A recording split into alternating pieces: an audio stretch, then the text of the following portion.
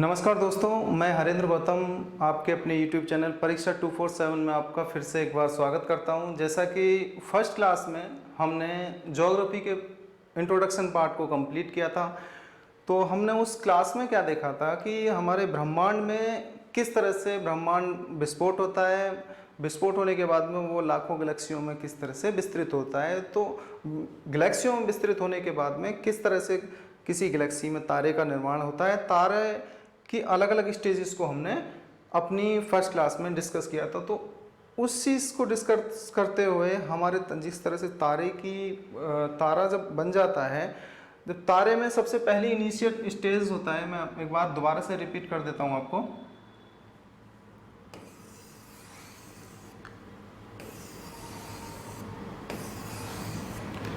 ये आपका ब्रह्मांड यानी यूनिवर्स, ये आपका आकाशगंगा यानी गैलेक्सी, और ये आपका सौर मंडल सोलर सिस्टम, और यहाँ पर आपका सन सूरज हो गया। तो जब आपका ब्रह्मांड में गैलेक्सियों में बिखर जाता है, गैलेक्सियों में सौर मंडल का निर्माण होता है, तो हमारे आज हम स्टडी करते हैं अपने सौर मंडल के लिए, हमारा सौर मंडल की स्टडी करते हैं। तो सौर मंडल की स्टडी करने से पहले हमारे सूरज के परितः कुछ ग्रह सूरज के परितः किस परवलयाकार शेप में एक क्लास क्रिएट कर लेते हैं, उस क्लास के परितः किस तरह से घूमते हैं। तो आज सबसे पहले हम स्टडी करेंगे हमारे सौर मंडल को। सौर मंडल इंग्लिश में बोलते हैं सोलर सिस्टम।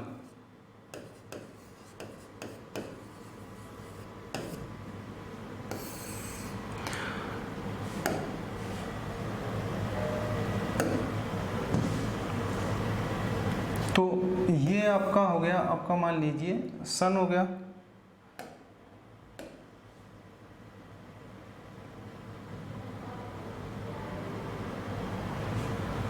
सन के अराउंड ये आपका मरकरी हो गया, वेनिस हो गया, अर्थ हो गया, मार्स हो गया है, और ये आपका जुपिटर हो गया।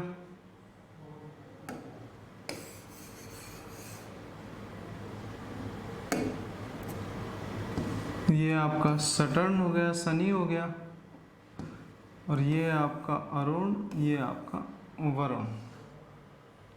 तो ये हमारे सौर मंडल के 8 ग्रह होते हैं, जिनके नाम मैं आपको सबसे पहला मरकरी, दूसरा आपका हो जाता है आपका वेनस, तीसरा आपका अर्थ,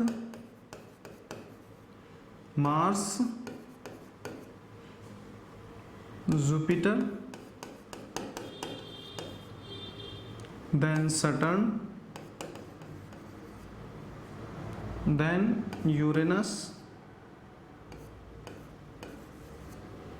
देन नेपच्यून।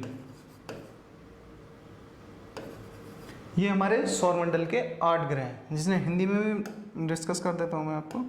इसको बोलते हैं बुध,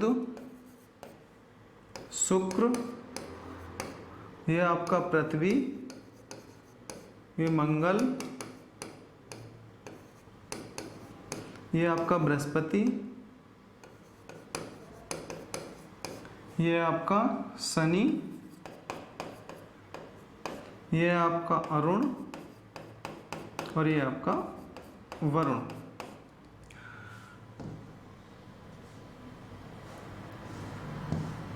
तो ये आपका यहाँ से हम सन से स्टार्ट करते हैं, सूरज से। तो सूरज कैसे स्टार्ट करते हैं, तो सन से सबसे पहले सूरज की ये आपको ऊपरी सतह, सूरज में भी हमारी 3 परत पाई जाती हैं, आपका फोटोस्फीयर, दूसरी आपका क्रोमोस्फीयर, जिसे, और एक आपका कोरोना। हाल फिलहाल में जिस तरह से कोरोना का नाम चल रहा है, तो वो एक सूरज की कोर में पाया जाता है कोरोना। तो यहाँ से ज़्यादा मैं डीप में नहीं डिस्कस करना चाहूँगा यहाँ पर। तो यहाँ पर जो आपका सन में प्रोसेस होती है, सन में ऊर्जा होती है आपका, कौन सा प्रोसेस होता है आपका, नाभिकीय संलयन, नाभिकीय संलयन, न्यूक्लियर फ्यूजन।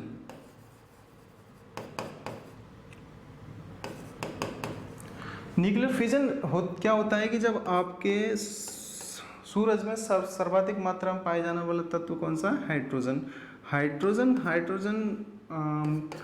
के 4 मॉलिक्यूल्स मिलकर एक हीलियम का निर्माण करते हैं। अब जब हीलियम का निर्माण करते हैं तो हीलियम हमारे कोर में जाके संचय हो जाती है। तो कोर आपका, सूरज के कोर में, जब वहाँ का टेम्परेचर एज कम्पेयर टू आपका सरफेस का, यानी कि फोटोस्फीयर, यानी कि यहाँ का टेम्परेचर कम होता है एज कम्पेयर टू कोरोना के कंपेरिजन में। तो यहाँ जब आपका प्रोसेस होता रहता है कि आपका हाइड्रोजन आपका हीलियम में कन्वर्ट होती चली जाती है, तो वहाँ से ऊर्जा का संचय होता रहता है। अब यहाँ से इसे बोलते हैं वर्णमंडल। वर्णमंडल यहाँ से जब सूरज का जो प्रकाश होता है वो कौन सा, क्रोमोस्फीयर से, यानी वर्णमंडल से होकर जाता है। तो जिस तरह से यहाँ जब सूरज का प्रकाश, क्वेश्चन कई बार पूछा जाता है कि हमारे अर्थ तक, हमारी पृथ्वी तक सूरज का प्रकाश पहुँचने में कितना समय लगता है 8 मिनट 22 सेकंड का समय हमारी पृथ्वी तक सूरज का प्रकाश पहुँचने में समय लगता है। तो ये तो हमने सूरज के बारे में बेसिक चीज़ें पढ़ी। तो हम एक एक प्लैनेट्स को ओवरव्यू ले लेते हैं, ज़्यादा डीप में नहीं स्टडी करेंगे। तो उम्मीद करता हूँ कि इन सभी प्लैनेट्स के बारे में आपको थोड़ा थोड़ा पता होगा। तो जैसे हम थोड़ा थोड़ा और ओवरव्यू एक एक प्लैनेट्स के बारे में ले लेते हूँ, तो आओ डिस्कस करते हैं।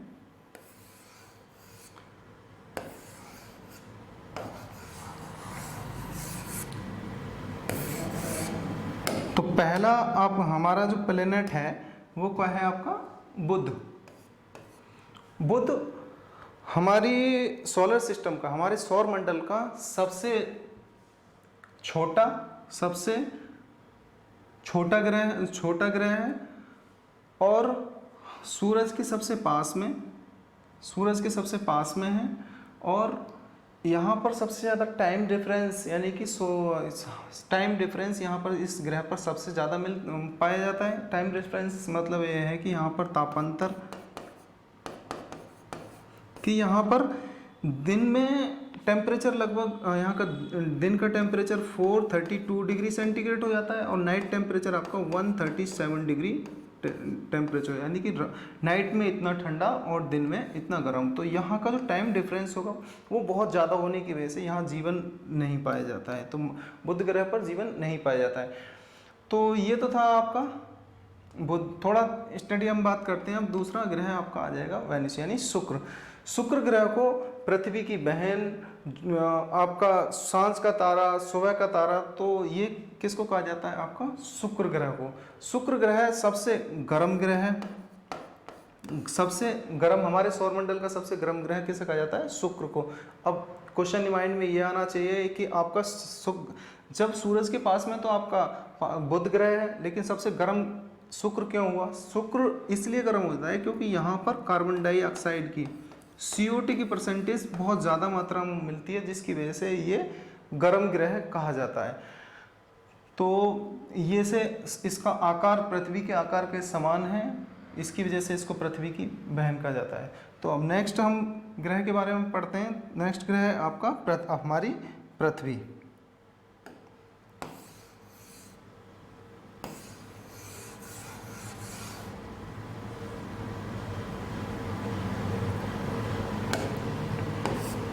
पृथ्वी, अर्थ।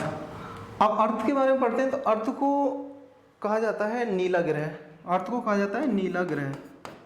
नीला ग्रह क्यों कहा जाता है, नीला ग्रह क्यों कहा जाता है, क्योंकि यहाँ पर 70% वाटर है, पानी है, और 29% आपका धरातल यानी कि सरफेस है, जिसकी वजह से इसको कहा जाता है आपका नीला ग्रह। अब क्वेश्चन ये भी उठता है कि हमारा आपका पृथ्वी का जो ध्रुवीय व्यास है वो 12,600 किलोमीटर। अक्षांशीय व्यास है आपका 12,800 किलोमीटर। लेकिन इनका जो औसतन व्यास मापा गया है वो मापा गया है 12,756 किलोमीटर। और पृथ्वी की त्रिज्या 6400 किलोमीटर, औसतन त्रिज्या 6400 किलोमीटर। तो ये सब फैक्ट हैं जिनको हमें पता होना चाहिए, फैक्ट बेसिस चीज़ें हैं पृथ्वी के बारे में। तो यहाँ से हम नेक्स्ट पॉइंट डिस्कस करते हैं कि नेक्स्ट पॉइंट क्या होता है कि जैसे ही हमारी पृथ्वी सूरज के अराउंड परिक्रमा कर रही होती है, ये मान लीजिए सन है, अब हमारी पृथ्वी अपने अक्ष पर 23 डिग्री 23.5 डिग्री झुकी हुई है। ये तो आपको पता होगा कि 23.5 डिग्री झुकी होने की वजह से अर्थ में जितनी हमारी गैसेस हैं उनका कंस्ट्रक्शन होता है, जिसकी वजह से हम हमारा 23.5 डिग्री होने की वजह से पृथ्वी पर जीवन पाया गया है।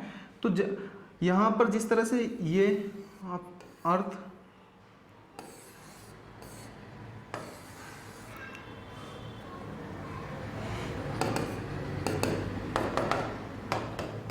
ये जब पृथ्वी कुछ समय के लिए, जो हमारी मौसमी घटनाएं होती हैं, पृथ्वी कुछ समय के लिए सूरज के पास में होती है और कुछ समय के लिए सूरज से दूर होती है। जो मौसमी घटनाएं होने की वजह से कुछ जब सूरज के पास में होती है पृथ्वी, जो सूरज की, इसको हम डीप में डिस्कस आगे करेंगे, तो सूरज की जब पास में होती है तो इस सिचुएशन को बोलते हैं हम पेरिहेलियन। जो दूर होती है उसको क्या बोलते हैं हम, अपहेलियन। जो दूर होगी, यहाँ पर मैं लिख देता हूँ, पास होगी, और ये जब दूर होगी इसको बोलते हैं अपहेलियन। मतलब यह है कि जब पृथ्वी दो तरीके से रोटेशन करती है, पृथ्वी एक अपने अक्ष के परितः घूमती है और एक सूरज के परितः घूमती है। सूरज के परितः घूमती है तो उसको बोलते हैं परिक्रमण चाल, और अपने अक्ष के परितः घूमती है उसको बोलते हैं परिभ्रमण चाल, रोटेशन एंड रेवोल्यूशन मोशन। तो दोनों ही मोशन में जब पृथ्वी घूम रही होती है तो कुछ समय के लिए पृथ्वी सूरज से कुछ डिस्टेंस ज़्यादा हो जाती है, कुछ डिस्टेंस कम हो जाती है। तो जब डिस्टेंस थोड़ा सा जब ज़्यादा होगी, जब सूरज से डिस्टेंस ज़्यादा होगी तो उस सिचुएशन को बोलते हैं हम अपहेलियन, और पास में होने को बोलते हैं पेरिहेलियन। पेरिहेलियन हिंदी में इसे बोलते हैं आप, इसे उपसौर, इसे अपसौर। ये घटनाएं कब होती हैं? अपहेलियन होती है आपकी 4 जुलाई को, और ये होती है अपहेलियन ये 3 जनवरी को। ये फैक्ट बेसिस क्वेश्चन पूछ लिए जाते हैं कई बार एग्जाम में, तो इसलिए अपसौर और उपसौर के बारे में आपको पता होना चाहिए। तो ये तो थे आपके कुछ फैक्ट बेसिस चीज़ें जो आपको। नेक्स्ट हम बात करते हैं, नेक्स्ट कौन सा ग्रह है आपका? नेक्स्ट ग्रह है आपका मार्स, यानी मंगल ग्रह।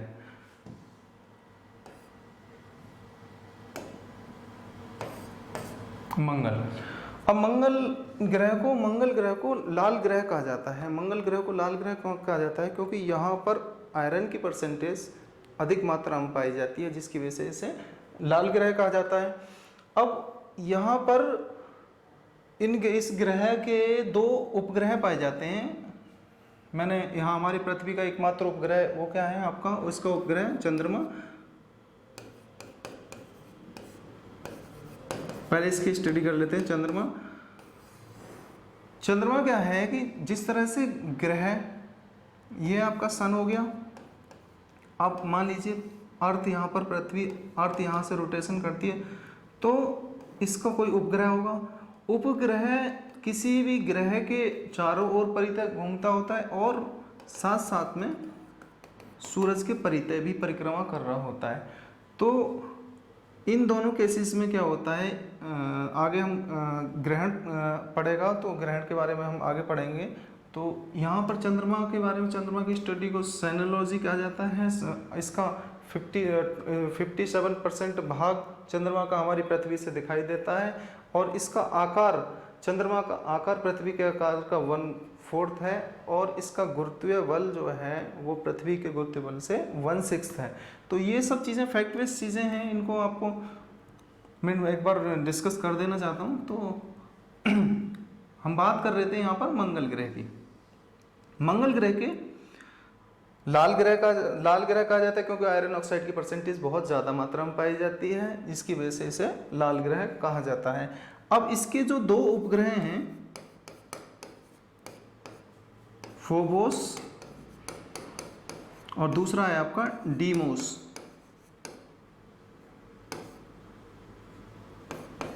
फोबोस और डीमोस, ये जो है डीमोस है, ये डीमोस हमारे सौर मंडल का सबसे छोटा, क्वेश्चन कई बार पूछा गया है कि हमारे सौर मंडल का सबसे छोटा उपग्रह कौन सा है, आपका डीमोस। सौर मंडल का सबसे बड़ा उपग्रह कौन सा है, जो कि है किसका, बृहस्पति का। जिसे आगे बढ़ेंगे, गैनीमेड, बड़ा गैनीमेड, छोटा डीमोस। तो इस अलग अलग रिसर्च करने के लिए इस पर कई सारे मिशन किए गए थे हमारे भारत द्वारा किए गए। तो कौन से मिशन किया गया था,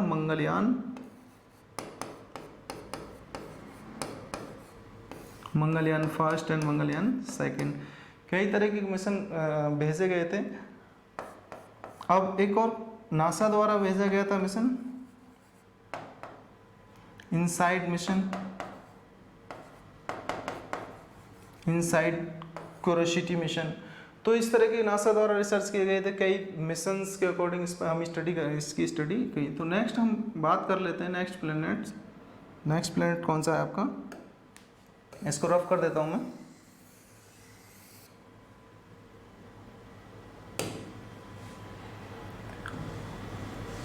यहाँ तक तो थे ये। आपको इन ग्रहों को आंतरिक ग्रह भी कहा जाता है, इन ग्रहों को मंगल ग्रह तक, और इन्हें बाह्य ग्रह, इन्हें कहा जाता है टेरेस्ट्रियल यानी कि पार्थिव ग्रह, टेरेस्ट्रियल, हिंदी में बोलते हैं इसे पार्थिव ग्रह। इन्हें बोलते हैं जोवियन प्लैनेट,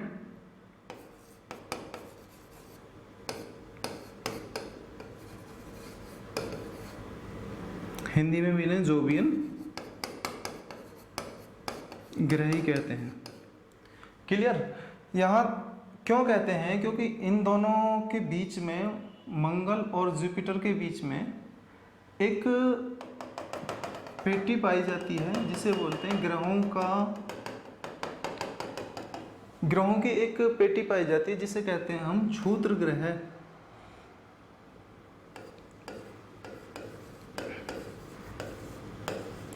क्षुद्र ग्रह यानी कि एस्टेरॉइड।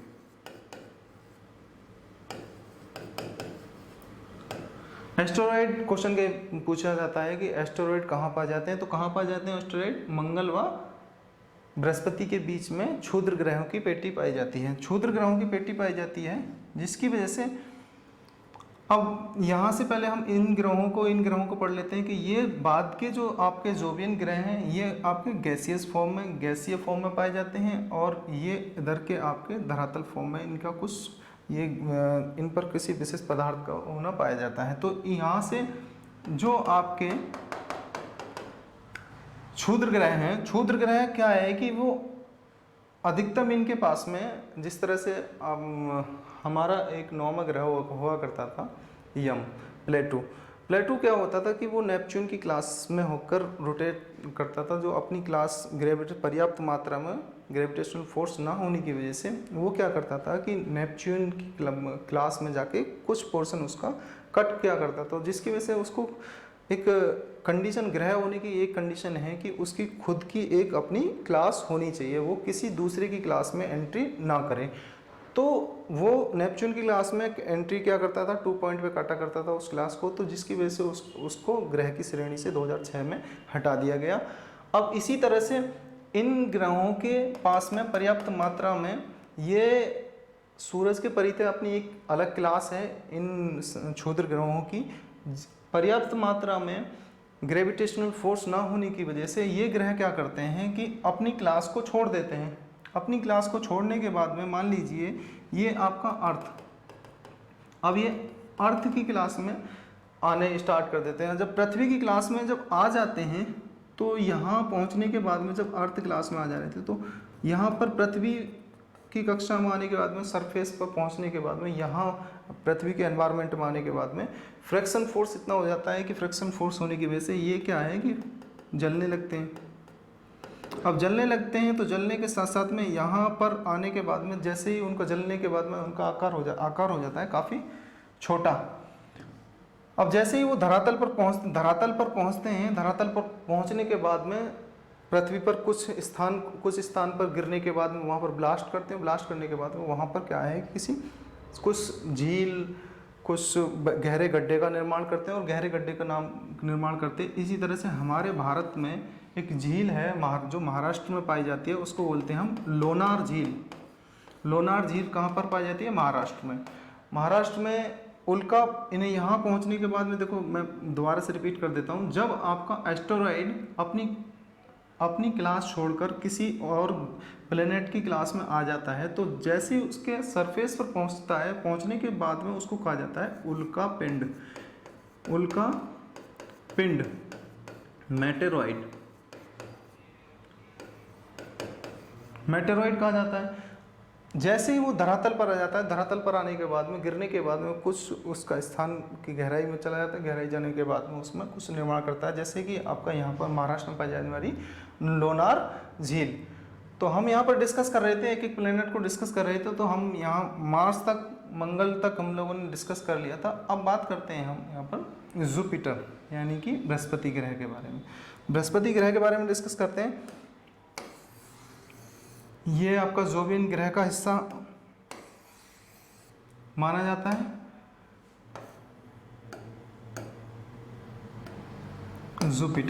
जुपिटर क्या है कि हमारे सौर मंडल का सबसे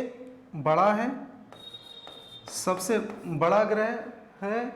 ये गैसीय अवस्था में पाया जाता है और इस ग्रह में तारे व ग्रह के दोनों ही गुण पाए जाते हैं। क्यों पाए जाते हैं? क्योंकि इसके उपग्रहों की संख्या अधिक मात्रा में, इसके उपग्रहों की संख्या कितनी है? उपग्रहों की संख्या है आपका 67 उपग्रहों की संख्या है, जिसमें कि एक इसका उपग्रह है सबसे बड़ा, जो हमारे सौर मंडल का सबसे बड़ा उपग्रह